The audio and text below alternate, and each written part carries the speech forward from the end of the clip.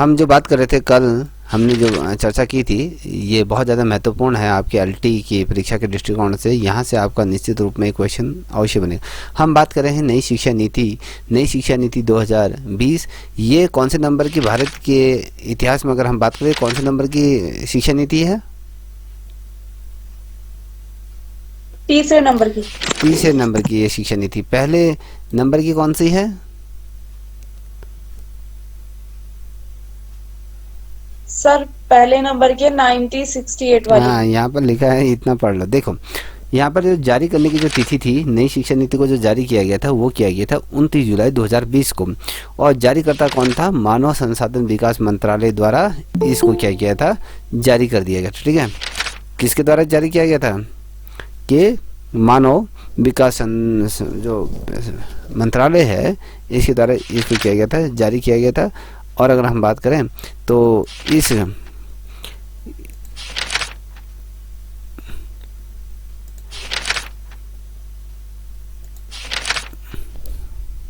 पूरा आता मेरा, तो ये निर्माणकर्ता, अगर हम कहें नई शिक्षा नीति की अगर जो बात की थी, इनके अध्यक्ष के तौर पे कौन थे? Doctor KS. कस्तूरीरंगन, या और ये क्या थे? आपके इसरो के पूर्व अध्यक्ष के रूप में थे। हमने ये पढ़ लिया था, थोड़ा सा मैं आपको रिवीजन करा रहा हूँ। नई शिक्षा नीति के द्वारा जो प्रतिस्थापित नीति कौन सी थी? पहले जो रही थी, इसके ही जो ये 1986 की जो शिक्षा नीति थी, इसमें अमेंडमेंट किए गए थे। जो शिक्षा के क्षेत्र में जो सुधार लाने थे, तो वो सुधार किस में लाए गए थे? राष्ट्रीय शिक्षा नीति 1986 की जो नीति थी, इसमें कहीं ना कहीं इसमें जो संशोधन थे, इसमें जो समय दर समय जो शिक्षा नीति में जो बदलाव करने के लिए जो जिन चीज़ों की ज़रूरत होती है शिक्षा के क्षेत्र में, वो की गया था आपके इस नीति, जो दूसरी नीति थी 1986 की, इसमें किया गया था, संशोधन किया गया था। अब बात करते हैं भारत की प्रथम शिक्षा नीति कब लागू हुई थी। तो ये जो लागू हुई थी राष्ट्रीय शिक्षा नीति 1968 में ये हुई थी। अब परीक्षा के दृष्टिकोण से ये उपयोगी, क्या उपयोगी है, इसको देखिए। तथ्यों की अगर हम बात करते हैं तो ये पूछा जाता है कि राष्ट्रीय शिक्षा नीति 2020 वर्ष 1968 और 1986 के बाद स्वतंत्र भारत की ये कौन सी है? तीसरे नंबर की है, यह शिक्षा नीति है। पहले नंबर की आपको देख पा रहे होंगे कि जो पहले शिक्षा नीति है वो आपके 1968 और दूसरी है 1986, और जो तीसरी है वर्तमान में जो 2020 क्या है आपकी, ये तीसरी शिक्षा नीति के रूप में ये हमारे सामने है। अब बात करते हैं मानव संसाधन विकास मंत्रालय का जो नाम बदल दिया गया है, वो बदल के क्या रख दिया गया है? शिक्षा मंत्रालय इसका नाम कर दिया गया है। और जो ये NEP 2020 की जब हम बात करते हैं, तो इसमें एक नया पाठ्यक्रम में शैक्षिक पाठ्यक्रम के रूप में से ढाला गया है।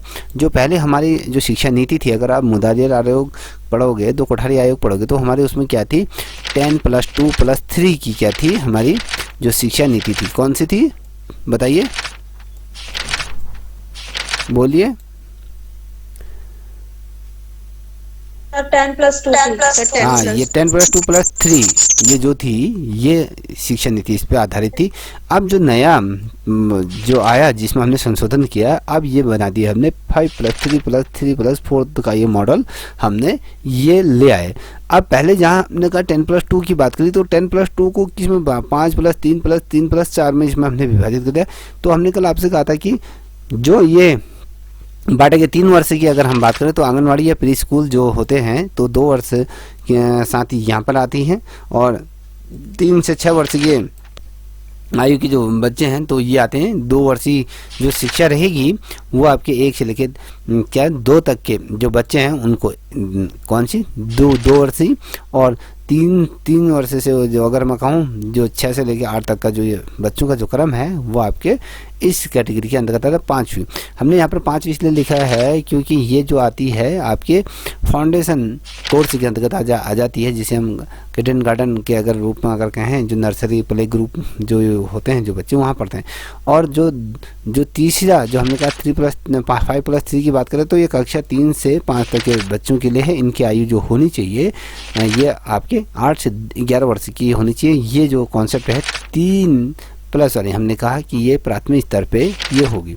और जहाँ फिर 3+ की अगर हम बात करते हैं तो ये क्या है, कक्षा 6 से लेकर 8 तक के बच्चों की, और इस कक्षा में पढ़ने वाले बच्चों की जो आयु होनी चाहिए वो 11 से 14 वर्ष होनी चाहिए, इसीलिए इसे 3+ में ये रखा गया है, इसलिए इसे माध्यमिक।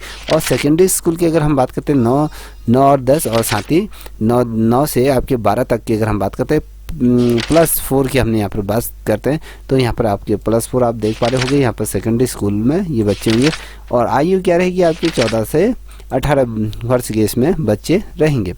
जब हम कहते हैं कि इसी शिक्षा नीति के अंतर्गत 2020 में बच्चों यहाँ पर नया स्कूल पाठ्यक्रम की जो संरचना है, वो जो संरचना है कौन सी है, आपको मैंने यहाँ पर बताया 3+8, जो ये 3 का रेशियो, 3 से 8 तक के बच्चे, 8 से 11 साल के बच्चे, और 11 से 14 साल के बच्चे, और 14 से 18 साल के बच्चों की आयु के आधार पर ये किया गया है 10+2 न 3+4, ये जो है, ये जो कॉन्सेप्ट लाया गया है, ये नई शिक्षा नीति के तहत लाया गया है, जिसमें फाउंडेशन, प्राथमिक, माध्यमिक और सेकेंडरी चीज़ों को इसमें रख दिया।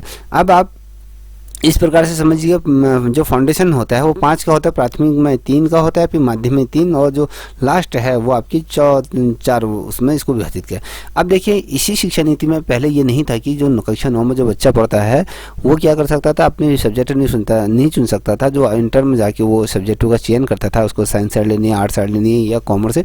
तो आप कक्षा 9 में जब बच्चा पढ़ता है तो वहीं से वो विषयों को चुनने की उसको क्या दे दी गई है, आज़ादी। अगर मान लीजिए कोई बच्चा, जब आप कॉलेजों में जाओगे, जब आपका सिलेक्शन होगा तो वहाँ पर आप देखोगे कि जो बच्चा है वो क्या करेगा, 9 में जैसे जाएगा तो वहीं से वो या संस्कृत लेगा, या फिर आपका जो गृह विज्ञान है, या कहें फिर आपकी ड्राइंग है, वो यहाँ पर चुनता है। अब देखिए, बहुत से स्कूलों में बच्चे क्या करते हैं, ड्राइंग के जो नंबर हैं वो ऐसे जुड़ते नहीं हैं, तो वो संस्कृत सब्जेक्ट को लेता है, क्योंकि संस्कृत के नंबर जुड़ते हैं, तो वो हाई स्कूल में जैसे संस्कृत के नंबर जुड़ते हैं तो उसकी परसेंटेज बढ़ जाती है। अब बच्चे ने, मान लीजिए उसने ड्राइंग ले रखी है, तो ड्राइंग में अगर वो 80 नंबर भी ले आता है तो उसके नंबर आपके बोर्ड परीक्षा में नहीं जुड़ते हैं। कहीं ना कहीं ड्राइंग वालों के लिए ये दुर्भाग्य की बात है। तो ये जो कॉन्सेप्ट है ये ले आए हैं। अब इसमें जो क्रम रख दिया गया है वो कक्षा 9 से ही बच्चे को आज़ादी दे दी गई है अपनी सब्जेक्ट चुनने। मैंने कल आपसे ये कहा था कि कक्षा 5 तक के जितने भी बच्चे पढ़ रहे हैं उनको कितने प्रकार की भाषा का ज्ञान कराना है, बताइए। सर, अपनी मातृभाषा सबसे पहले, मतलब जो स्टार्टिंग होगी मातृभाषा में होगी, फिर वहाँ की स्थानीय भाषा होती है जो उसके अलावा जो बोली जाती है, और फिर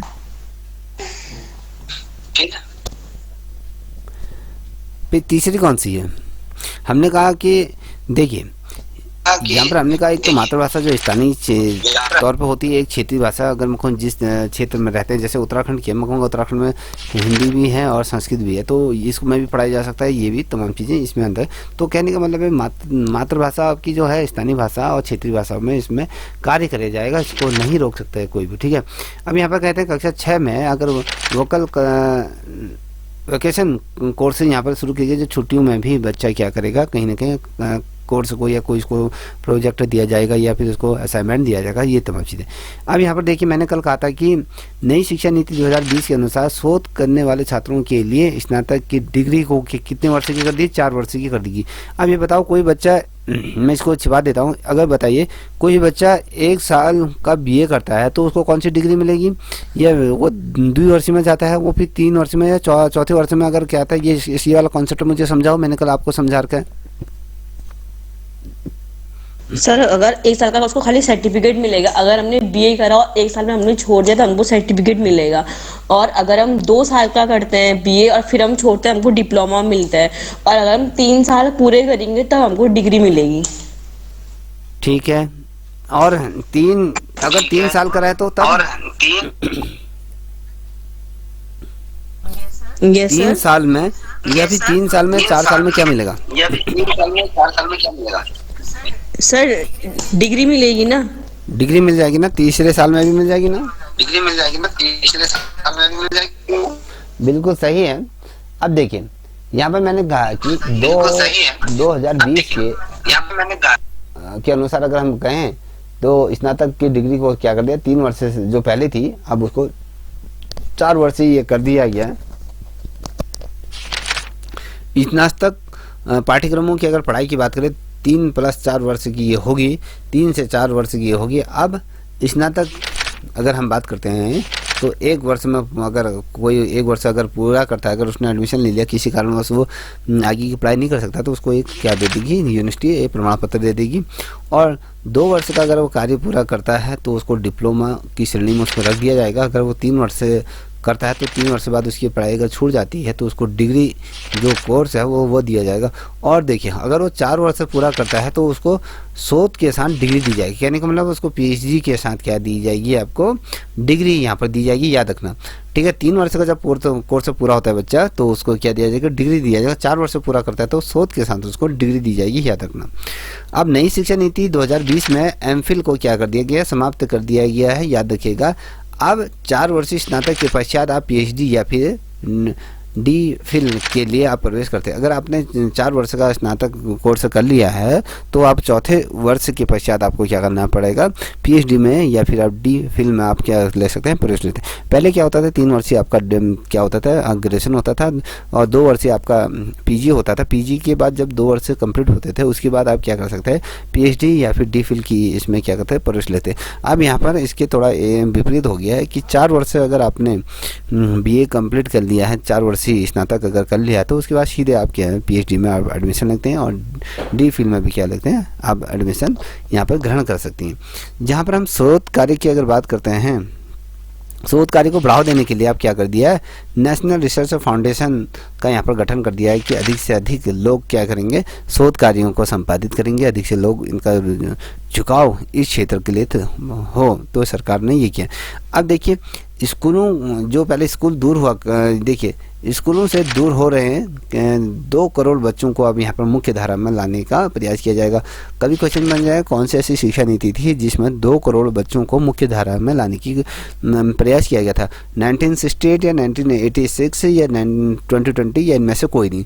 तो आपको पता होना चाहिए कौन से थी, बताइए सर 2020। बिल्कुल सही। अब देखिए यहाँ पर कह रहा है कि शिक्षा पर सार्वजनिक व्यय को बढ़ाकर कितना कर दिया गया है, जो हमारी जीडीपी है, जीडीपी के 6% के बराबर यहाँ पर करना है। और जो वर्तमान में अगर हम जीडीपी की बात करें तो वो आपके 4.43% है। इसको बढ़ा कितना करना है, आपके जीडीपी का 6% के बराबर आपको क्या करना है, आपकी शिक्षा नीति को यहाँ पर लागू करनी है, याद रखिएगा। और एक चीज़ मैंने कल ये भी बताया था, भारत ऐसा देश है जहाँ पर जीएसटी सर्वाधिक, जिस एजुकेशन फील्ड में अगर हम कहें तो कहीं ना कहीं शिक्षा में सर्वाधिक यहाँ पर क्या लगाया जाता है, जीएसटी लगाया जाता है। मैंने आपसे क्वेश्चन ये भी करा था कि उत्तराखंड ऐसा वो राज्य है जिसने एनईपी 2020 को क्या करा है, लागू करने वाला राज्य प्रथम ये बन गया है। नई शिक्षा नीति को लागू करने वाला उत्तराखंड क्या है, प्रथम ये राज्य है, ठीक है। अब यहाँ पर देखिए वर्ष 2030 तक स्कूलों में 100% नामांकन का ये लक्ष्य रखा गया है। कि क्वेश्चन क्या बनता है, इसको थोड़ा सा ध्यान में सुनिएगा कि वह कौन सी शिक्षा नीति है जिसके अंतर्गत 2030 तक कि जो लक्ष्य रखा गया है स्कूलों में नामांकन का कितना प्रतिशत रखा है, तो 100%। अब क्वेश्चन क्या बना, 2030 तक स्कूलों में कितने प्रतिशत नामांकन का भारत सरकार ने लक्ष्य रखा है, तो बताओ होना चाहिए कि 30% का, ये 100% का ये लक्ष्य रखा गया है। और वर्ष 2035 तक अगर हम बात करें उच्च शिक्षा में पंजीकरण की अगर बात करें तो 50% यहाँ पर क्या होना है, पंजीकरण यहाँ पर करना है कि 50% आपको क्या करना है, पीजी उच्च शिक्षा में क्या करना है, बच्चों की भागीदारी को सुनिश्चित करना है, ठीक है। हर किसी को शिक्षा के क्षेत्र में बुनियादी सुविधाएं मिली और ये तमाम चीज़ें। अब बुनियादी सुविधाएं कब मिलेंगी, जब हमारे ये जो जीएसटी जो लग रहा है, जो पढ़ाई का जो बहुत ज़्यादा खर्चा आ रहा है, तो कम जब तक इसको कम नहीं करा जाएगा तब तक ये लक्ष्य सरकार प्राप्त नहीं कर सकती। 2050 तक भी लक्ष्य प्राप्त नहीं। जब आपकी किसी भी देश की जो बैकबोन या रीढ़ की जो हड्डी होती है वहाँ का का जो समाज होता है वो वहाँ की जो शिक्षा होती है, शिक्षा से ही क्या होता है, किसी भी देश का आत्मनिर्भर बनता है, उसका आत्म विकास होता है और साथ ही आपके कहूँ राष्ट्रीय आय भी बनती है, जिससे कि हम विकासशील देशों की श्रेणी से विकसित देशों की श्रेणी में कहीं ना कहीं अपने आप को रख सकते हैं। वो सारा कुछ किससे निर्धारित होता है, वो होता है शिक्षा के माध्यम से हम उस चीज़ को संपन्न करते हैं, याद रखिएगा।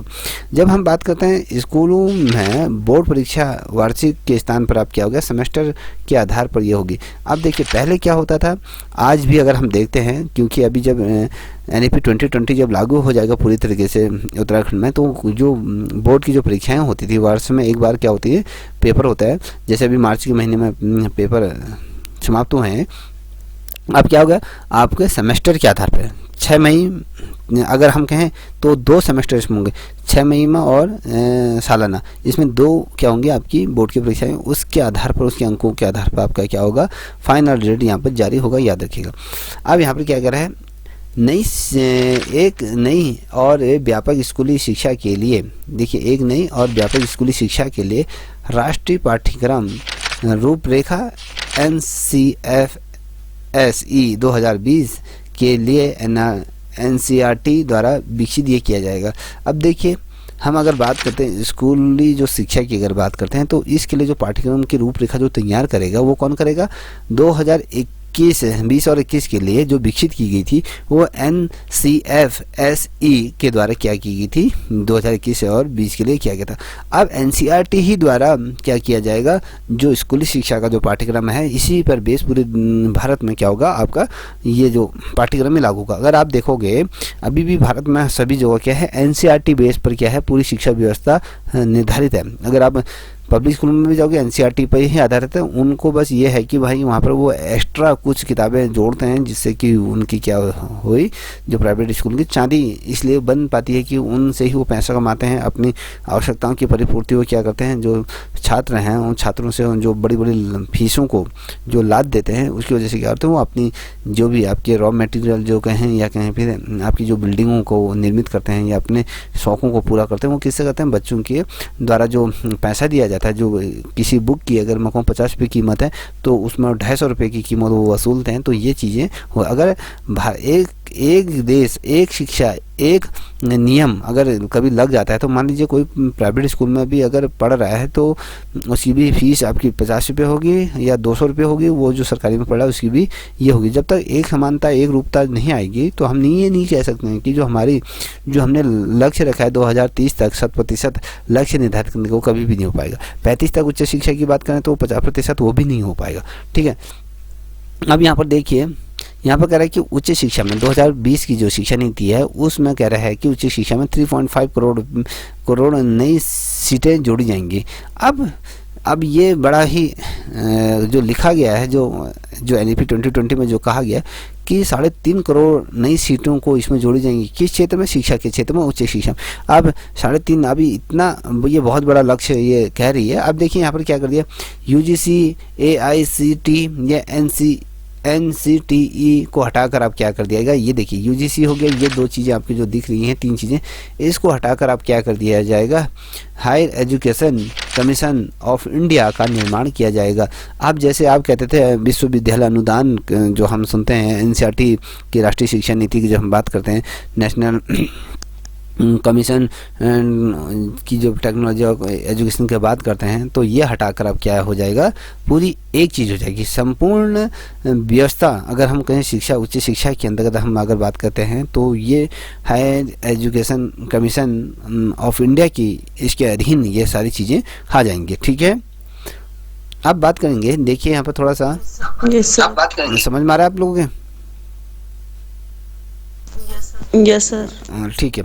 अब यहाँ पर देखो, छात्रों की प्रगति के मूल्यांकन के लिए मानक क्या होंगे, निर्धारित ये निकाय के रूप में यहाँ पर क्या होंगे, रूप में प्रखर। यहाँ पर ये एक है कि भैया जो बच्चों का मूल्यांकन करता है, ठीक है, आप मूल्यांकन बच्चे का कैसे करते हैं, अब या तो उसको किसी प्रकार से साक्षात्कार के माध्यम से कर सकते हो, उसके टेस्ट के माध्यम से करते हो, उसके बौद्धिक स्तर को चेक कर सकते हो। अब यहाँ पर छात्रों की अगर प्रगति की बात, छात्र कितना सीख रहा है कितना नहीं सीख रहा है, उसका अगर मूल्यांकन करते हैं अगर व्यापक तौर पर, उसका जो मानक निर्धारित जो किया जाएगा वो किसके आधार पर किया जाएगा? पखर नाम का एक नया राष्ट्रीय आकलन केंद्र यहाँ पर स्थापित किया जाएगा। क्वेश्चन क्या पूछा जाएगा कि जो छात्रों की प्रगति के मूल्यांकन के रूप में जिस मानक का निर्धारण किया जाएगा वो निकाय का नाम क्या है? तो आपके पखर वो ये नाम दिया गया है। अब बात करेंगे एक नए राष्ट्रीय केंद्र की यहाँ पर स्थापना की गई है NEP 2020 में, वो कौन सा है? क्वेश्चन पूछा जाएगा। राष्ट्रीय आकलन केंद्र की स्थापना की गई है। अभी क्वेश्चन पूछा जाएगा कि राष्ट्रीय आकलन केंद्र की स्थापना किस वर्ष की गई है, किस शिक्षा नीति के तहत की गई है? तो बहुत से लोग अगर डीपली जो पढ़ाएगा उसको पता चलेगा। तो 2020 में किया गया, कोई 1968 लिख देगा, कोई 1986 लिख देगा। तो आपको पता है राष्ट्रीय आकलन केंद्र कि आकलन का मतलब क्या होता है? बच्चे का स्वांगिक रूप से उसका रिपोर्ट कार्ड आपके सामने प्रस्तुत करना है कि भैया बच्चा किस प्रकार से सीख रहा है, कितना वो तमाम चीज़ें कर रहा है। तो ये उसका क्या होता है? शारीरिक व्यापक रूप में मूल्यांकन करने की हम यहाँ पर बात कर रहे हैं। अब देखिए यहाँ पर क्या कह रहा है? अकादमिक बैंक ऑफ क्रेडिट की स्थापना होगी जो शिक्षा के पश्चात नौकरी में लाभदायक होगी। अब यहाँ पर एक संस्थान की स्थापना की, एक संस्था की स्थापना करने की यहाँ पर बात की गई। वो अकेडमी कौन सी है? वो अकेडमी है आपको बैंक ऑफ क्रेडिट की यहाँ पर स्थापना होगी। अब ये जो स्थापना होगी इसके माध्यम से क्या होगा? जो शिक्षा के क्षेत्र में जो बच्चे शिक्षा, उच्च शिक्षा जो भी प्राप्त कर रहे हैं तो उसके पश्चात उनको क्या होगी?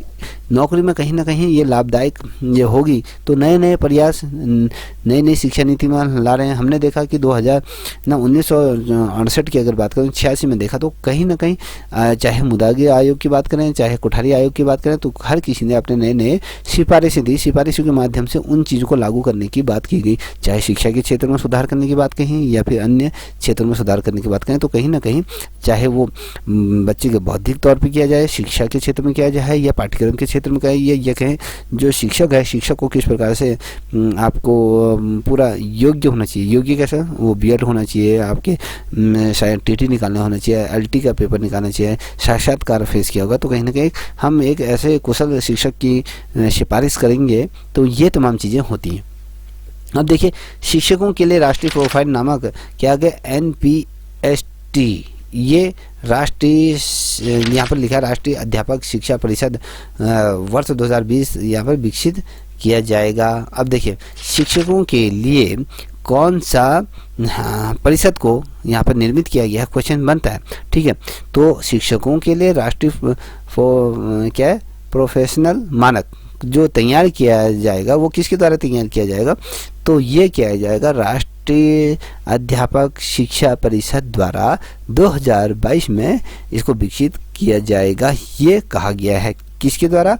ये जो कहा गया है NEP 2020 में शिक्षकों के लिए एक राष्ट्रीय प्रोफाइल प्रोफेशनल मानक क्या है, उसको किस प्रकार से उसके अंदर का जो क्वालिटी है उसको निखारने की अगर बात करें, उसके जो मानक के जो क्राइटेरिया है उस पर अगर शिक्षक को क्या है ना खड़ा उतरना है, तो ये तमाम चीज़ें राष्ट्रीय अध्यापक शिक्षा परिषद वर्ष 2020 में ये विकसित किया जाएगा। ये कहने का यहाँ पर तात्पर्य है। इतना मुझे लगता है इतना समझ रहे होंगे आप लोग। बताइए। Yes sir. कोई डाउट? Yes sir.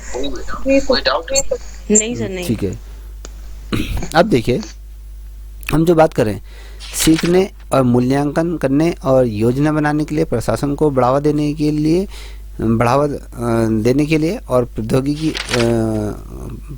का उपयोग करने पर विचारों का क्या होगा? मुक्त आदान प्रदान करने हेतु एक मंच प्रदान करने के लिए एक स्वतंत्र निकाय का यहाँ पर क्या किया जाएगा? निर्माण किया जाएगा। वो स्वतंत्र निकाय कौन सी है? राष्ट्रीय शैक्षिक प्रौद्योगिकी मंच है, NETF। कभी क्वेश्चन पूछा जाता है, देखिए आपका पूछा जाता है कि वहाँ पर ये दिया जाएगा। जैसे बहुत ढेर सारे पेपर होते हैं, बेसिकली आप देखोगे जो आपके तर्क संबंधित या शिक्षण अभिरुचि की जब हम बात करते हैं तो उसमें बहुत जगह दिया जाता है NETF का फुल फॉर्म क्या, वहाँ पर 4 फुल फॉर्म दिए रहेंगे। तो आपको उन चारों फुल फॉर्मों में से जो एग्जैक्टली सही है आपको उसको चुनना होता है। तो जब आपको ये पता होगा कि राष्ट्रीय शैक्षिक प्रौद्योगिकी मंच है, ठीक है, तो ये आपको पता होना चाहिए। समझ में आ रहा है? अब कहूँ नेशनल एजुकेशन टेक्नोलॉजी क्या है, उसको फाउंडेशन कह सकते हैं, मंच को क्या कहेंगे, एक फॉर्मेट जो भी कहते हैं, तो ये याद रख लीजिएगा, इसका निर्माण किया गया। अब इसमें क्या है थोड़ा इसको समझने का, जब हम बच्चे की बात करते हैं, बच्चे को किस प्रकार से सिखाना है, उसका मूल्यांकन कैसे करना है, उसके लिए कहीं ना कहीं हमें एक रणनीति बनानी पड़ती है, एक योजना बनानी पड़ती है, ठीक है। ये जब हमने बनाए तो प्रशासन को बढ़ावा देने के लिए भी हम क्या करें, अगर हम प्रशासन को मानव अगर अपने हम क्षेत्र को, अगर हम अपने समाज को अगर कहीं ना कहीं बदलाना है या उसको आगे बढ़ाना है, तो उसके लिए सबसे ज़्यादा महत्वपूर्ण जो उपकरण होता है, जो चीज़ उपयोगी होता है, वो प्रौद्योगिकी क्षेत्र में, जैसे ITI हो गया, IIT हो गया, ठीक है, इन जिन संस्थानों की बात कर रहा हूँ, तो प्रौद्योगिकी का उपयोग करने पर इसमें क्या किया गया, विचार किया गया। किस में विचार किया गया, 2020 में किया गया। अब विचार करने का क्या गया, जो आपके अंदर का जो मान लीजिए कोई विचार आ रहे हैं, ठीक है, कोई अच्छा विचार आ रहा है जो शिक्षा के क्षेत्र में कहीं ना कहीं क्रांति ला सकते, तो कहीं ना कहीं उसको आदान प्रदान करने के लिए जो मंच जो चुना गया है, जो मंच जो उसको स्वायत्त तौर पर निकाय के रूप में जो कार्य करेगा, वो जो करेगा आपका राष्ट्रीय शैक्षिक प्रौद्योगिकी मंच का निर्माण यहाँ पर किया गया है, याद रखिएगा, ठीक है। अब बात करेंगे यहाँ पर, देखो बच्चों कि यहाँ पर सभी भारतीय भाषाओं के लिए संरक्षण और विकास और जीवंतता सुनिश्चित करने के लिए इस नीति द्वारा पाली, फारसी और प्राकृतिक भाषाओं के लिए Indian institute of translation and interpretational की IITI नामक संस्थान की क्या की गई, यहाँ पर स्थापना की जाएगी। अब यहाँ पर देखिए, अब मैं कह रहा हूँ कि भारत में जितनी भी भाषाएं हैं, चाहे अगर हम वैसे अगर आप देखोगे 22 भाषा हमारे उसमें कितने हैं, 22 भाषा है ना, अगर वैसे देखा जाए तो अगर कितनी भाषाएं हैं जो उल्लेखित है संविधान में, सर उसको ठीक है, तो हाँ जी उसमें सर। थोड़ा संशोधन करके 24 हो चुकी हैं, वो याद रखिएगा। अब ये सभी भाषाओं के लिए क्या गया, उनका संरक्षण, जितनी भी भाषा हैं उनको हम संरक्षित करने की हम यहाँ पर बात करें, तो कहीं ना कहीं वो अपने अतीत को या अपने अस्तित्व को ना खो बैठे, तो उनका संरक्षण यहाँ पर बहुत ज़रूरी है। और विकास और जीवंतता, अब उसको हमने विकास के मार्ग पर प्रशस्त करने के लिए, उसको जीवित रखने के लिए, ये सुनिश्चित करने के लिए एक क्या बनाई गई है, एक नीति बनाई गई है। इसके द्वारा क्या होगा, जैसे पाली भाषा होती है, प्राकृत भाषा होती है, फारसी भाषा है, इन भाषाओं के लिए क्या किया गया है, एक यहाँ पर किया गया, एक संस्थान का निर्माण किया गया। उस संस्थान का नाम क्या है, IITI, समझ में आ रहा है, पूरा नाम क्या है यहाँ पर, Indian institute of translation and interpretation, ये क्या है आपकी इस संस्थान का नाम है। क्वेश्चन क्या बनता है कि 2020 की जो शिक्षा नीति में भाषाओं को संरक्षित और जीवित करने के लिए किस संस्थान का गठन किया गया है, किस संस्थान की स्थापना की गई है, तो ये पता होना चाहिए आपको किस संस्थान। अब क्वेश्चन क्या बनता है बेटा, यहाँ पर देखिए कि क्वेश्चन बन रहा है कि IITI नामक संस्थान, राष्ट्रीय संस्थान की स्थापना की जाएगी। ये संस्थान का पूरा फुल फॉर्म क्या है, इस संस्थान का नाम बताइए, तो आपको पता होना चाहिए। I for India, I for institute of, T for technology translation और I फॉर इंटरप्रिटेशन, ये आपको पता होना चाहिए। यहाँ पर कितने ढेर सारे क्वेश्चन बन गए हैं, देख लीजिए कितने ढेर सारे आपके क्वेश्चन के फॉर्मेट के रूप में मैंने आपको बता दिया कि किस प्रकार से क्वेश्चनों की श्रृंखला बनेगी। जब तक आप इस प्रकार के नोट्स नहीं बनाओगे तब तक बिल्कुल भी नहीं होना। अब नोट्स कैसे बनाना है, आपने जो चीज़ें अभी मैंने आपको बताई, आपको क्या करना है, उसको नोट डाउन करना है, ठीक है ना, समझ में आ रहा है, बोलिए, आवाज आ रही है जी सर। अब देखिए यहाँ पर नीति का विजन क्या है, हमारा जो शिक्षा नीति बनाने का विजन क्या है।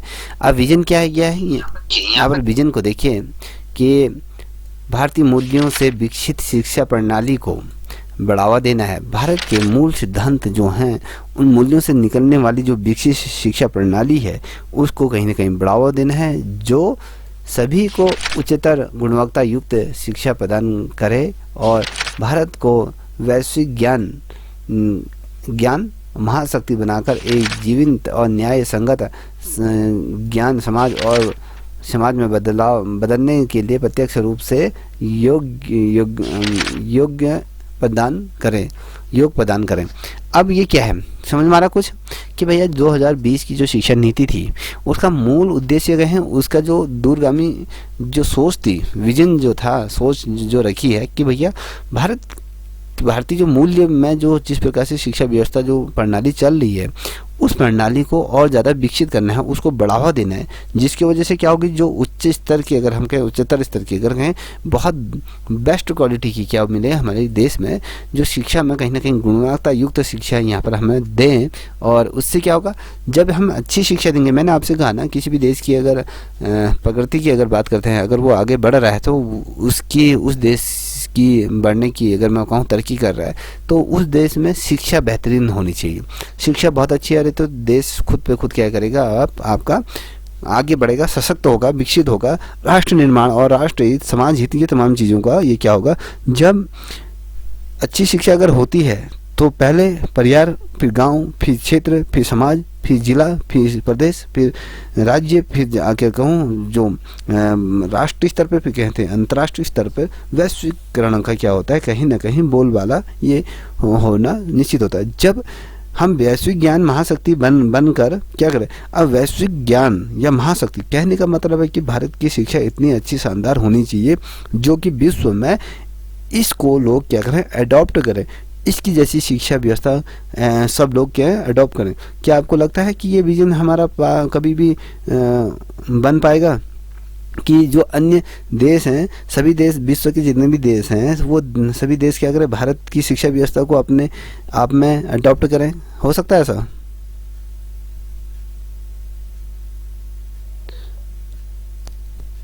बताओ, मैं आप लोगों से पूछ रहा हूँ। सर जैसे इस नीति को देख के लग रहा है अगर सेम ऐसी लागू हो जाए, क्योंकि लगता तो नहीं है कि सेम ऐसा कुछ हो जाएगा शिक्षा के अंदर, कहीं ना कहीं तो फिर कमी रह ही जाती है, तो कहीं ना कहीं हो सकता है, वरना जिस हिसाब से हमारी शिक्षा पद्धति चली रही है तो उस हिसाब से तो फिर नहीं हो सकता। ये विजन हम कहते हैं, हमने सपना देखा, विजन का मतलब सपना ही होता है ये। जी सर, मतलब सोचना कि ऐसे होगा। हमने सपना देखा है, हमने खुली आंखों से सपना देख लिया, ठीक है। अब आजकल एक बहुत ज़्यादा हमारे यशस्वी प्रधानमंत्री की अगर हम बात करें तो उनका एक नारा है कि भारत को विश्व गुरु बनाने का। विश्व गुरु क्या है, ये NEP 2020 का जो मैंने अभी ये तमाम आपके सामने जो दिखाई दे रहा है, यही विश्व गुरु बनाने की बात कर रहे हैं कि भारत को विकसित शिक्षा प्रणाली और जो सभी को उच्चता गुण युक्त शिक्षा प्रदान करना और भारत को वैश्विक ज्ञान का महाशक्ति बनाकर क्या करना है, न्याय संगत चीज़ें होनी चाहिए, ये तमाम चीज़ें होनी चाहिए। तो इससे देश को क्या होना चाहिए, मजबूती है। कहें विश्व गुरु, क्या विश्व गुरु भारत बन सकता है? कभी भी नहीं। अगर 100 साल भी लग जाएंगे तो भी विश्व गुरु नहीं बन सकता। विश्व गुरु की डेफिनेशन क्या है, पहले वो क्लियर होनी चाहिए। क्या आज हमारे जो शिक्षा मंत्री है वो फिनलैंड गया है, फिनलैंड क्या गया है, अगर फिनलैंड क्यों गया, कि वहाँ की शिक्षा व्यवस्था इतनी शानदार क्यों है? आपको अभी पता होगा कि फिनलैंड की जो कहाँ है, कोई एक ऐसा देश है जो अभी भी शीर्ष में वो शिक्षा 4 सालों से लगातार वो शिक्षा के क्षेत्र में टॉप में वो बना पड़ा है। आपने अगर आजकल की न्यूज़ पढ़ी होगी तो देखा होगा, तो वो अपने शिक्षा के बलबूते पूरे विश्व में अपने क्या है वर्चस्व बनाए रखा है। हमारे शिक्षा मंत्री, हमारे देश के प्रधानमंत्री, अलग अलग लोग क्या कहते हैं, हम दूसरे देशों में क्या कहते हैं शिक्षा के लिए विजिट करते हैं। तो ऐसा तो नहीं है कि विश्व गुरु जब हम कह रहे हैं अपने आप को, तो यहाँ आने चाहिए ना, यहाँ आना चाहिए उन लोगों को कि भारत की शिक्षा कैसी है। आपको पता है कि हमारे वहाँ की जो शिक्षा है, हमारे बच्चे अपने देश में जो MBBS की पढ़ाई ना करते हुए बाहर अन्य देशों में जा रहे हैं, अन्य देशों से NRI अलग अलग बड़े बड़े डिग्री कोर्स या रिसर्च करने जाते हैं। तो ये कभी मुमकिन नहीं हो सकता है, मैं अपने दृष्टिकोण से अगर मैं कहूँ, ठीक है। तो ये एक खोखली बातें हैं, ये खोखली बातों में हम भी आ रहे हैं। चलो अब बात करेंगे बच्चा, इसमें थोड़ा सा ध्यान देने वाली बात है। तो अब हम करें कि नई शिक्षा नीति को लागू करने वाला प्रथम राज्य, अगर हम कहें ये जो यहाँ पर कह रहा है कि हिमाचल प्रदेश है। अब हिमाचल प्रदेश हमने अभी जो पढ़ा था कि हम कह रहे हैं कि उत्तराखंड है, ठीक है। उत्तराखंड ने ही पहली शिक्षा नीति ये लागू की है कि अब यहाँ पर नई शिक्षा नीति ये जो कह रहा है कि हिमाचल प्रदेश है। ठीक है, तो इसको मैं थोड़ा सा सर्च करता हूँ, 1 मिनट। नई शिक्षा नीति लागू करने वाला प्रथम राज्य कौन सा है? सर हिमाचल प्रदेश ही है। ये कर्नाटक बता रहा है।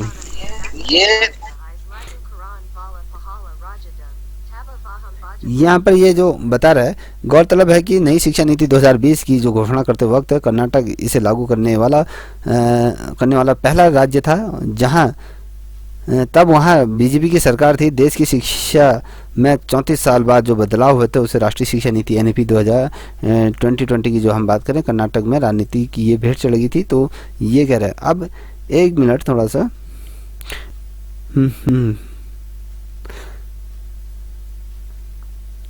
ठीक है, एक चीज़ और बता देता हूँ कि जो उत्तराखंड में जो नई शिक्षा नीति कब लागू हुई, कभी क्वेश्चन पूछा जाएगा तो आपको पता होना चाहिए। 13 लिख लीजिए, 13 मई 2022 को, 13 मई 2022 को उत्तराखंड में उच्च शिक्षा मंत्री जो धन सिंह रावत थे, उन्होंने जूनियर हाई स्कूल शिक्षक संघ पौड़ी के सम्मेलन में बताया कि भैया राज्य में इस वर्ष 1 जुलाई से क्या होगी, राष्ट्रीय शिक्षा नीति यहाँ पर लागू हो जाएगी। तो ये कहना किसका है, आपके हमारे जो उच्च शिक्षा मंत्री हैं उनका ये स्टेटमेंट था, उनके द्वारा ये कहा गया था। आपको मैं बता दूं ये चर्चा में क्यों रहा था, थोड़ा इसकी तरफ भी हम थोड़ा सा ध्यान अग्रसर करेंगे। कभी क्वेश्चन बनता है कि उत्तराखंड में नई शिक्षा नीति कब लागू ये हुई, तो 1 जुलाई को, ये 1 जुलाई 2022 को ये क्या हुई थी, आपको लागू हुई थी। अब ये चर्चा में क्यों हुआ, थोड़ा सा हम अपने उत्तराखंड की तरफ बढ़ेंगे तो यहीं से क्वेश्चन भी बनने के आसार हैं।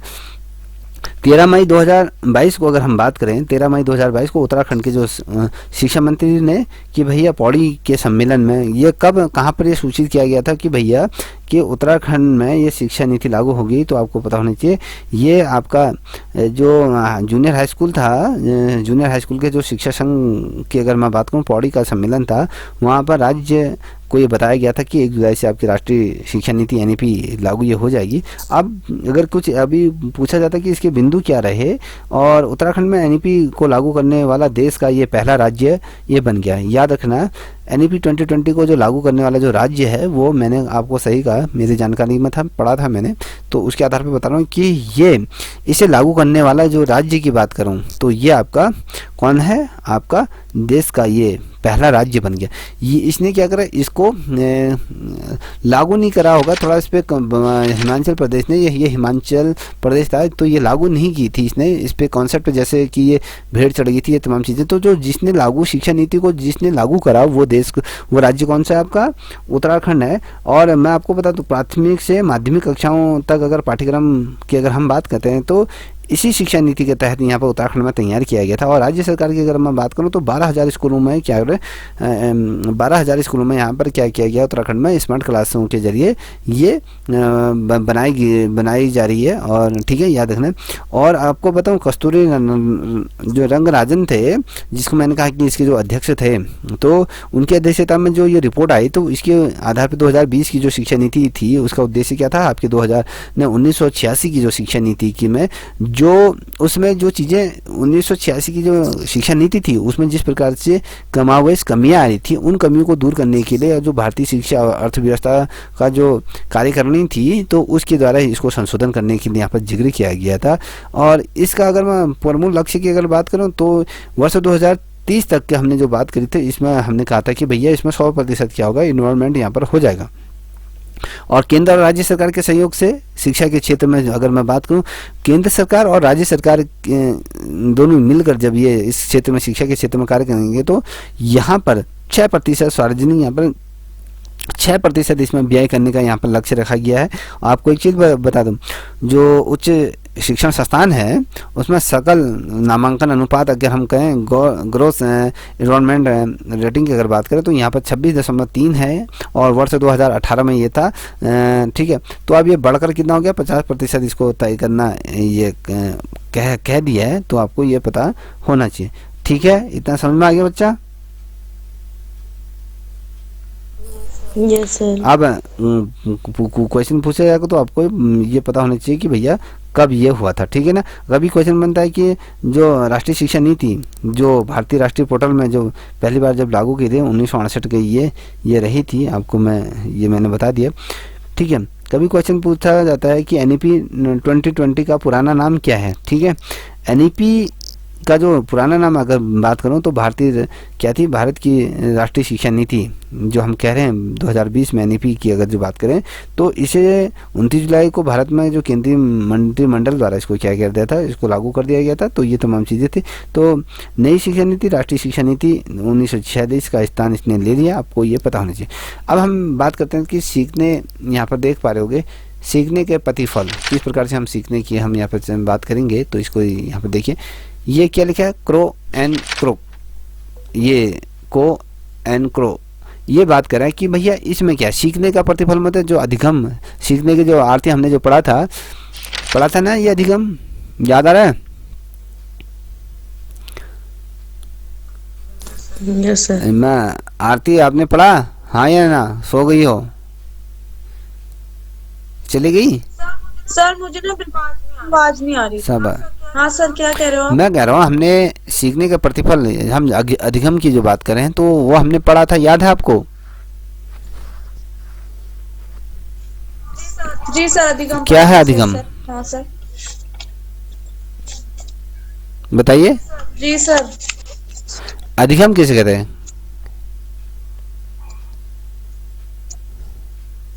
सर अधिगम जो जिसके अंतर्गत सीखना या सिखाना होता है। और सर अधिगम के अंतर्गत ये अधिगम मतलब सामाजिक व्यक्तिगत कई तरीके से हो सकता है। अधिगम जो होता है वो दो तरीकों से होता है, जो क्या बोलते हैं, एक व्यापक तौर पे होता है, एक संक्षिप्त तौर पे होता है। और सर हम इसके अंतर्गत हमने जैसे वो क्या बोलते हैं, वुडवर्थ की भाषा, और सर इसके अंतर्गत हमने पढ़ा था, इसके गौण नियम होते हैं, मुख्य नियम होते हैं सर, ये भी पढ़ा था। और चलिए ठीक है। अब यहाँ पर देखिए, क्रोक एवं क्रोक की अगर मैं कहूँ, अधिगम का परिणाम आदतों और ज्ञान और दृष्टिकोण का क्या होता है, प्रतीक में ये होता है। देखिए हमारी आदतें किस प्रकार के, अधिगम का सीखने का परिणाम कैसा होना था, हमारा ज्ञान कैसा होना था, उसका दृष्टिकोण किस प्रकार से होता है, इस पर हम बात कर रहे हैं। किसने कहा था, ये क्रो एवं क्रो के अनुसार ये कहा गया। गेट्स के आधार पर अगर हम बात करें तो ये क्या कहते हैं, अधिगम का परिणाम अनुभव और व्यवहार के सुधार में होता है। देखिए हम जिस प्रकार से सीख रहे हैं उसका परिणाम कैसा होता है, उसके अनुभव से हम क्या करते हैं, सीखते हैं, और हमारे व्यवहार में कहीं ना कहीं परिवर्तन आता है। तो इनका ये कहना है। अब यहाँ पर देखिए क्या कहा गया है, शिक्षक के शिक्षण कार्य के बाद छात्रों में विकसित हुई विशिष्ट योग्यता का आकलन करना, या शिक्षण से छात्रों ने जो सीखा उसे कितना उत्पाद या परिणाम प्राप्त होता है, यह परिणाम किस स्तर का है, सीखने का प्रतिफल कहा जाता है। अब कभी क्वेश्चन पूछा जाता है प्रतिफल किसे कहते हैं। तो प्रतिफल क्या है, जब कोई शिक्षक किसी कार्य को कर रहा है, मान लीजिए मैं आपको पढ़ा रहा हूँ, आपको मैं कार्य करा रहा हूँ, तो जब मैं आपको पढ़ा रहा हूँ तो मेरा पढ़ाई आपको कितना समझ में आ रहा है, तो क्या आपकी योग्यता में उससे इम्प्रूव हो रहा है, ये आकलन करना हमारा सर्वाधिक महत्वपूर्ण होता है। मैं जब पढ़ा रहा हूँ कि एलटी का पेपर आपका निकलेगा नहीं निकलेगा, ये सर्वाधिक क्या है, महत्वपूर्ण मुद्दा है।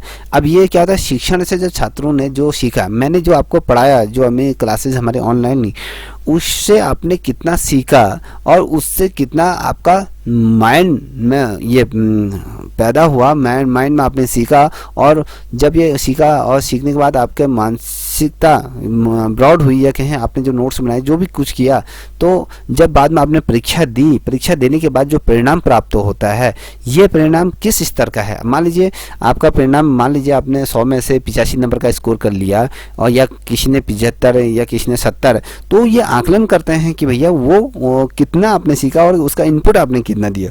तो मान लीजिए आपने अगर पढ़ा, अच्छा खासा पढ़ा, अगर आपका सिलेक्शन हो गया, तो सीखने का जो प्रतिफल होगा वो 100% हो जाएगा, 100% हो जाएगा। ठीक है, समझ में आ रहा है कि जो भी निकला तो उसका जो अगर हम बात करें तो 100% उसका पढ़ने का यहाँ पर क्या होगा, प्रतिफल निकलेगा। अगर कोई बच्चा मान लीजिए 1 नंबर से रह जाता है तो प्रतिफल उसका क्या होगा, कुछ % नीचे डाउन हो जाएगा कि भैया कि उसमें कहीं ना कहीं वो चीज़ें विकसित नहीं हो पाए। तो इसी को सीखने के कार्य को ही हम क्या कहते हैं, सीखने का प्रतिफल हम इसको कहते हैं। समझ में आ गया इतना?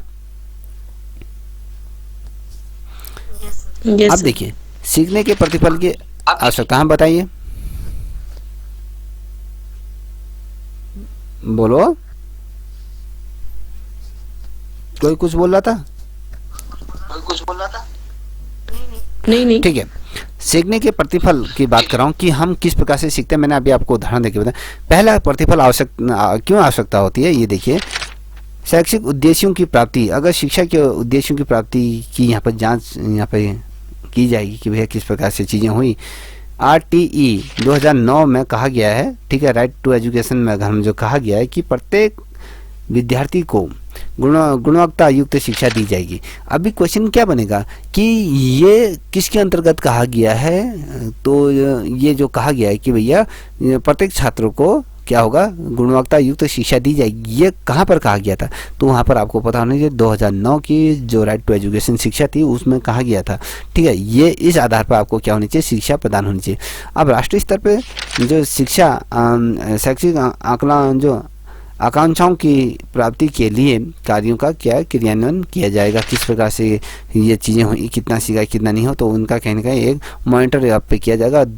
प्रदेश को देश स्तर पर शैक्षिक दृष्टिकोण से विकसित करना, ठीक है। अब प्रदेश से देश को, अगर कोई बच्चा बहुत अच्छे तरीके से पढ़ रहा है, वो आपका प्रतिनिधित्व कर रहा है देश में, देश के अगर मैं कहूँ राज्य से नेशनल में गया, नेशनल से इंटरनेशनल में गया, तो ये इस प्रकार से क्या होगा, कहीं ना कहीं शिक्षा के क्षेत्र में कहीं ना कहीं विकसित ये होगा।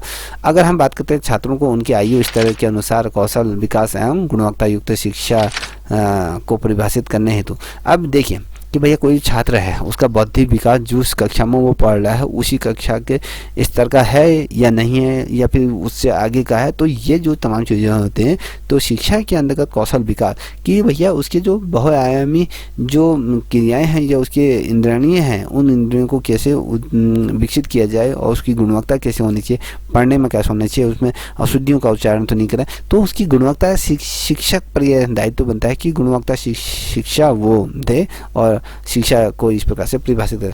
अब देखिए सीखने के प्रतिफल के उद्देश्य की अभी यहाँ पर हम बात करें, जब हमने कहा तो राइट टू एजुकेशन 2009 के अनुसार अगर बात करें तो 6 से 14 वर्ष के छात्रों के लिए क्या होगी, गुणवत्ता जो शिक्षा की जो हमने बात करी उसकी प्राप्ति को सुनिश्चित करेंगे। 6 से लेकर जो 14 वर्ष के बच्चे हैं उनके लिए हमें ये पूरी तरीके से ये अगर कहूँ कि हमें इतना ज़्यादा निश्चित ये होना चाहिए हमें कि उन बच्चों को 6 से जो 14 वर्ष के जो बच्चे हैं उनको हमें बहुत बेहतरीन तरीके से क्या करनी है, शिक्षा देनी है, उनको सिखाना है, पढ़ाना है, शिक्षा में कहीं ना कहीं सुधार लाना है। तो ये सुनिश्चित करना और उनके मानसिक स्तर को कहीं ना कहीं ज़्यादा तीव्र बनाना ये सुनिश्चित करता है।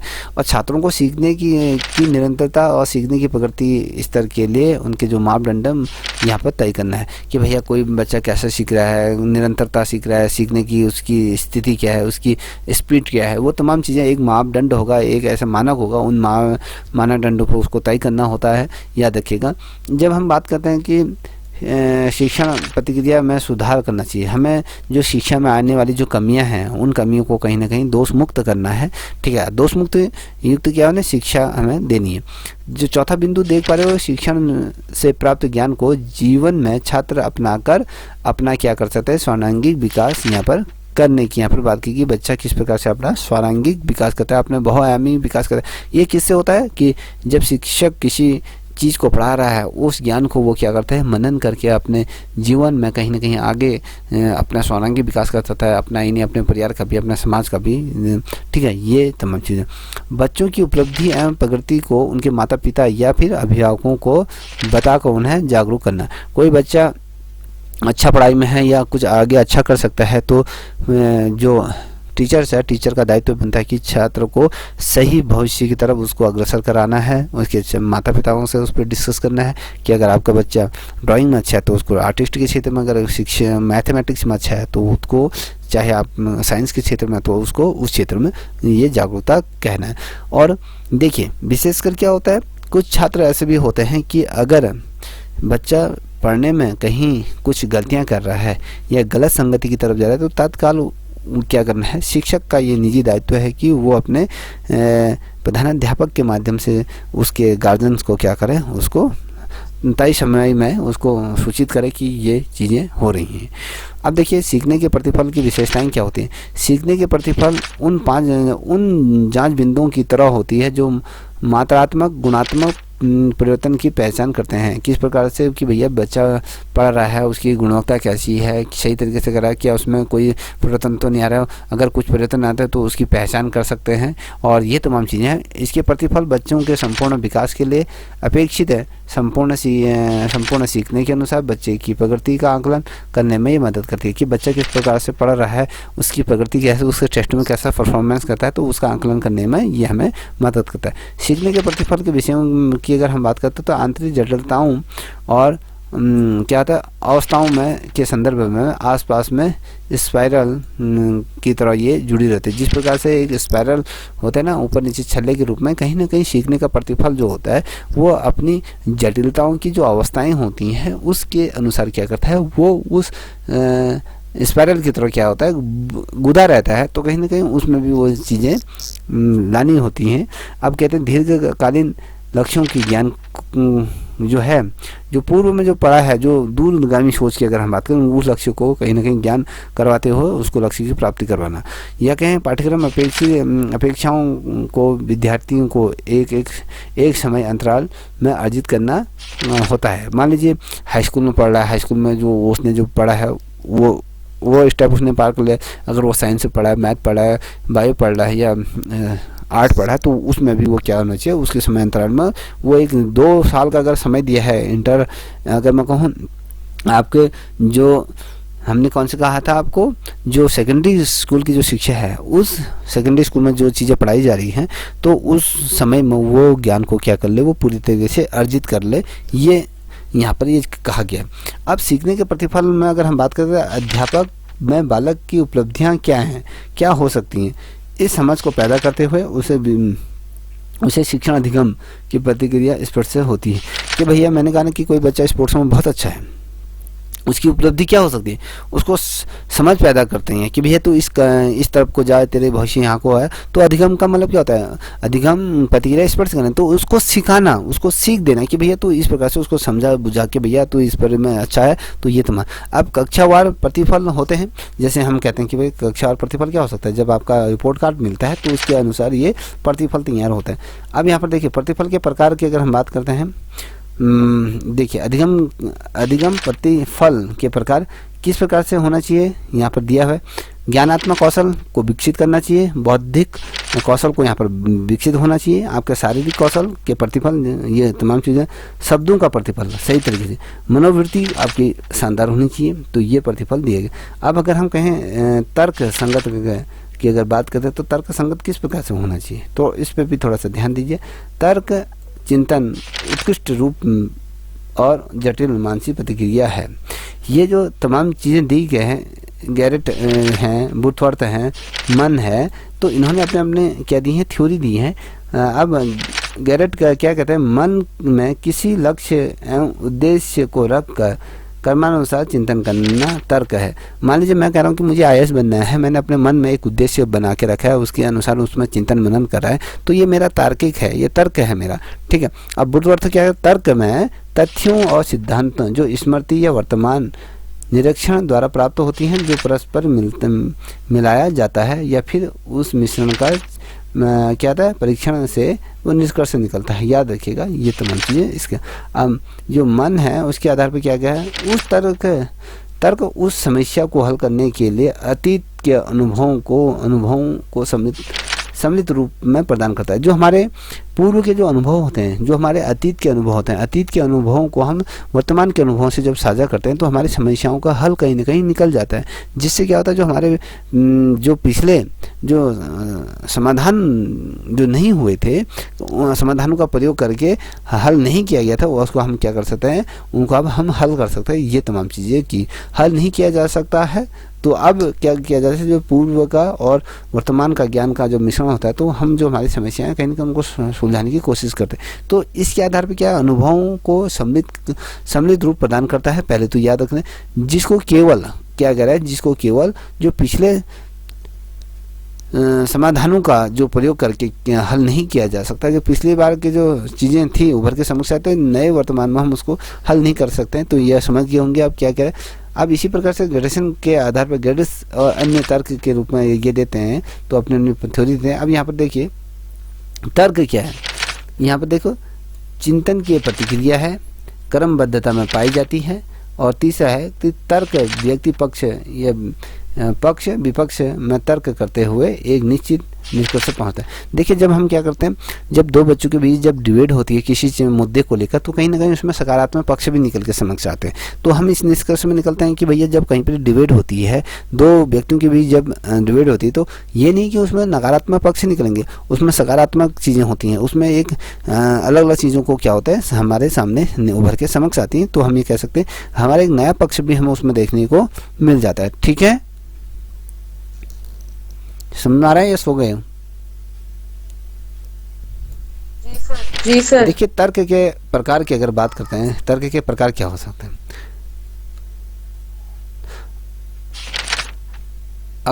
क्या है आगमनात्मक तर्क, आलोचनात्मक तर्क या निगाहात्मक तर्क या दृक्ष्यावाची ये तर्क के रूप में तर्क के प्रकार होते हैं 4 प्रकार के। ठीक है, अब ये अगनात्मक ये क्या है तर्क, उदाहरण नियम। निगाहात्मक तर्क की अगर बताएं नियम उदाहरण के रूप में हम देते हैं। ये आलोचनात्मक तर्क के जिसमें गुण दोष परख कर उस बाद में किसी निष्कर्ष पर हम पहुंचते हैं। और दृश्यवाची तर्क है, उपमा के आधार पर तर्क वितर्क करते हुए चिंतक किसी निष्कर्ष पर पहुंचता है। ये तमाम चीज़ें इसमें दी हुई हैं। ठीक है, अब देखिए तर्क के सोपान किस प्रकार से होते हैं। ठीक है, ये जॉन ड्यूक ने अपनी जो पुस्तक है हाउ विल थिंक में ये 5 सोपानों की चर्चा की गई है। कभी क्वेश्चन पूछा जाता है कि तर्क से संबंधित 5 सोपान किसके द्वारा दी गई। जॉन ड्यूक वो व्यक्ति थे जिसने अपने तर्क दिए थे। तर्क क्या है 5, यहाँ पर 5 तर्क दिए हुए हैं। देख लीजिए, समस्या की उपस्थिति, समस्या की जानकारी, समस्या समाधान के उपाय, एक उपाय का चुनाव करना या फिर उपयोग का प्रयोग करना, उपाय का प्रयोग करना, ये 5 ये तर्क दिए गए हैं। तो मैं अब इसको समझने के लिए आप क्या, मैं समझा रहा हूँ, तो उसके बाद मैं ये PDF आपको शेयर कर दूंगा, तो वहाँ से आप पढ़ सकते हैं। ठीक है ना।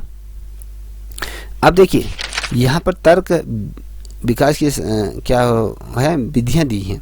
अब तर्क हम जब दे रहे हैं तो उसकी विधियाँ किस प्रकार से, अब दृढ़ निश्चय आपको करना है। अब किसी चीज़ में अगर करना चाह रहे हो, आपने अगर LT का पेपर निकाला तो कहीं ना कहीं दृढ़ निश्चय वो हुआ, स्वाभाविकता का विकास करना होता है और क्रमागत ज्ञान को प्राप्त करना है, सूझबूझ शक्ति का यहाँ पर आपने कहीं ना कहीं प्रयोग करना है। ये तमाम चीज़ें होती हैं। अब यहाँ पर कल्पना की हम बात करें, अब कल्पना क्या है, कितना है भी, ठीक है। अब जब हम कल्पना की अगर बात कर रहे हैं तो क्या है, कल्पनागत अनुभवों से संबंधित होती है। कल्पना कहीं पर भी हम हमारे अंदर आती है तो वो क्या होती है, अनुभवों से संबंधित होती है। इसमें हमेशा क्या होता है, नवीनता का तत्व पाया जाता है। जब आप कोई कल्पना करते हो ना, मान लीजिए आप कह रहे हो कि यार मैं तो टीचर बन जाऊंगी, तो मेरे पहली जब ज्वाइनिंग होगी मैं क्या करूँगी, जैसे कक्षा में जाऊंगी तो मैं बच्चों से किस प्रकार से इंट्रोडक्शन करूंगी, तो वो मेरा पहला वो रहेगा। तो कहीं ना कहीं उसमें एक नवीन भाव आ रहा है, एक नवीनतम तत्व उसमें क्या हो जुड़ रहा है, कहीं ना कहीं वो तत्व को आप पाया जाता है आपके अंदर। ठीक है, जब आप जाओगे किस प्रकार से, थोड़ा सोचते हो ना, अनुभव करते हो, कल्पना करती हो, कभी करते हो नहीं करते हो।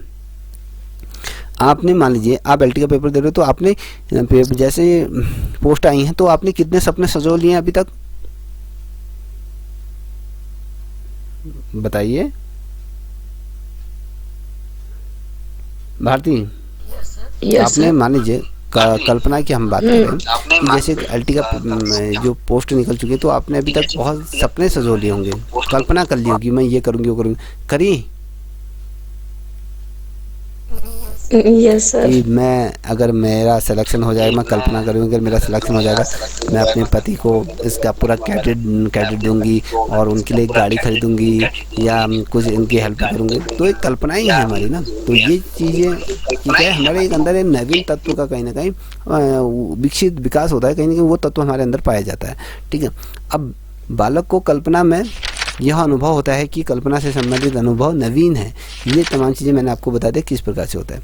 अब कल्पना पूर्व प्रत्यक्षीकृत अनुभवों पर आधारित वह प्रतिक्रिया है जो रचनात्मक होती है, परंतु आवश्यक नहीं कि वो सृजनात्मक भी हो। अब मान लीजिए मेरा कहने का मतलब है कि आप लोगों के साथ ये होना चाहिए, ये नहीं कि ये सृजनात्मकता वाली जो मैं कह रहा हूँ, ये आपके साथ क्या होना चाहिए, जो आपने जो कल्पना है वो प्रत्यक्ष करे, आपके जो अनुभवों पर आधारित वो प्रतिक्रिया है जो रचनात्मक होगी। परंतु आवश्यक नहीं कि ये वो सृजनात्मक, कहने का मतलब है कि जो चीज़ तुमने देखा है, जो सपना देखा, वो ज़रूरी नहीं कि वो हकीकत में वो बदले। ठीक है, तो कहने का मतलब है कि तुम्हारा बदले, तो ये जो परिभाषा है उसको पे ध्यान मत देना कि ये कह रहा है जो आपने जो कल्पना देखी है प्रत्यक्ष, जो पूर्व में जो प्रत्यक्ष तौर पे जो अनुभव किया है कि मैं इस प्रकार से करूँगी वो करूँगी, तो वो आधारित प्रतिक्रिया है, वो रचनात्मक है, वो कहीं ना कहीं वो तुम्हारे मस्तिष्क में वो चीज़ें रची हैं कल्पनाओं के माध्यम से। ये कह रहा है कि भैया ऐसा भी होता है कि ये आवश्यक नहीं कि भैया ये जो चीज़ें सोची हैं वो प्रत्यक्ष तौर पे आपके सामने प्रस्तुत हो जाएंगी। होंगी कब, जब आप बहुत ज़्यादा मेहनत करोगी तभी जाके ये संभव है, अन्यथा यही वाली परिभाषा आप पे लागू हो जाएगी आप लोगों पे। तो मैं नहीं चाहता कि ये परिभाषा आप पे लागू हो। ठीक है, अब विलियम मैकडूगल जो रहे ये क्या कहते हैं, कल्पना दुरुस्त वस्तुओं के संबंध में क्या है चिंतन है, कि कल्पनाएं क्या दूर की चीज़ों को सोचती हैं, उनके संबंध में चिंतन करती हैं। ये रियल में सही कहा है। रायबन जो है, रायबन कल्पना वह शक्ति है जिसके द्वारा हम अपनी प्रतिमाओं को एक नए प्रकार से क्या करते हैं, उपयोग में करते हैं। यह हमको अपने पिछले अनुभवों को किसी ऐसी वस्तु का निर्माण करने में सहायता देती है जो पहले कभी नहीं थी। देखिए जैसे आरती अब अपने पिछले स्कोर के आधार पर, अगर मैं कहूँ एलटी का जो आपका पिछले स्कोर था, अब उससे आपने सीखना है कि मुझे किस प्रकार से अपनी चीज़ों को निर्मित करना है। जो पिछले अनुभव थे उसको किसी एक ऐसी प्रतिक्रिया की या कहीं वस्तु का निर्माण करने में सहायता देती है। मतलब जो तुम्हारे पिछले अनुभव हैं, इस अनुभवों के साथ उसे जोड़ते हुए आपको क्या करना है, जो चीज़ें तुमने कभी नहीं सोची वो करके दिखाना है। ठीक है, जो पहले कभी नहीं हुई थी तो वो करके आपको दिखा देना है। ये आपके सामने है। ओवाज द्वारा जो कहा गया, कल्पना वास्तव में इंद्रियों उत्तेजना के अभाव में क्या ज्ञानात्मक अनुभव है जो प्रत्यक्ष रूप में संबंधित है। अब जो हमारी जो इंद्रियां हैं वो कभी उत्तेजित हो जाते हैं, हम बहुत ज़्यादा उत्तेजित हो जाते हैं, खुश हो जाते हैं, भावुक हो जाते हैं, ये तमाम चीज़ें इसमें डिपेंड करती हैं। तो कल्पना का हम अगर वर्गीकरण करें मैकडूगल के आधार पर, तो वो किस प्रकार से, पहले कल्पना हुई, फिर क्या जो पुनः रूपात्मक जो कल्पना है वो उत्पादक कल्पना के साथ जुड़ती हैं, और उत्पादक कल्पना जो है वो रचनात्मक और सृजनात्मक के तौर पे ये पैदा करती है। इस प्रकार से याद रखिए। अब यहाँ पर ये क्या है, ये कल्पना किस प्रकार से है, पुनरूप पदार्थ कला किस प्रकार से है, उत्पाद कल्पना किस प्रकार से है, और रचनात्मक कला किस प्रकार से है, सृजनात्मक कला किस प्रकार। अगर हम सृजनात्मक कला के इस कल्पना का प्रयोग किसी अभौतिक वस्तु की रचना के लिए किया जाता है, जैसे कविता नाटक आदि की रचना करनी है आपने, और रचनात्मक इसका प्रयोग किसी भौतिक वस्तु की रचना के लिए किया जाता है, जैसे मकान बनाना है, बांध बनाना है, उसकी कल्पना आपने की, ये रचनात्मक कल्पना कर सकते। तुम मेरे नौकरी लग जाएगी तो मैं अपना घर बनाऊंगी। ये उत्पाद कल्पना की, इसमें क्या होता है, हम पूर्व के अनुभव जो हैं उसको आधार बनाकर हम क्या है कुछ नवीन चीज़ों को उत्पन्न करने की कोशिश करते हैं, याद रखिएगा। ठीक है, अब हम जब बात कर रहे हैं कि कल्पना विकास के निर्धारित तत्वों की बात करते हैं, कल्पना को किस प्रकार से हम विकसित करते हैं, उसके आधार पर तत्वों की अगर बात करते हैं तो भाषाई ज्ञान का विकास करके, अपने जो आपके अभिनय है या कार्यभूमि के आधार, कविताओं के माध्यम से, साहित्य चित्रकारी के आधार पर, कहानी के माध्यम से, या कोई कथा करें, या कहीं पर जन माध्यम के से, अगर बुद्ध अर्थ ने कल्पना को मानसिक स्तन माना है, याद रखिएगा।